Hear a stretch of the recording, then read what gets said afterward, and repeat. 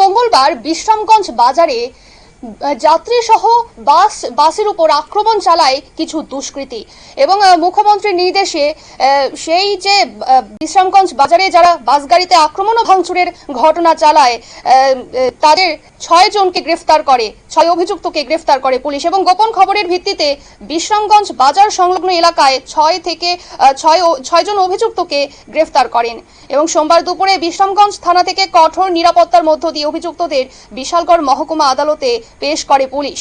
অভিযুক্তরা হলো মণিকুমার দেববর্মা, রুদ্র দেববর্মা, রাজু দেববর্মা, বিমল দেববর্মা, অমিত দেববর্মা, বিদ্যাসাগর দেববর্মা।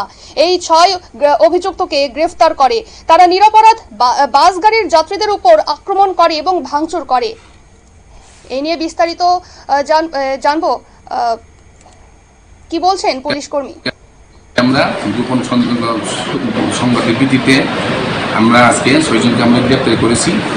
তাদের নামগুলি হচ্ছে মণিকুমার দেববর্মা, আর রুদ্র দেববর্মা, আর বিমল দেববর্মা, রাজু দেববর্মা, আর হচ্ছে অমিত দেববর্মা আর বিদ্যাসাগর দেববর্মা। তাদেরকে কি এখন কোর্টে পাঠানো হবে? তাদেরকে এখন আমরা কোর্টে প্রভাব করা হবে। আপনার নামটা? আমার নাম হচ্ছে অজিত দেববর্মা, বিশ্রামগঞ্জ পিএস। আপনারা শুনলেন পুলিশের বক্তব্য, অর্থাৎ এই 6 জন অভিযুক্তকে আদালতে পেশ করবে গতকাল। নিয়ে নিচ্ছে ছোট্ট একটি বিরতি, সঙ্গে থাকুন।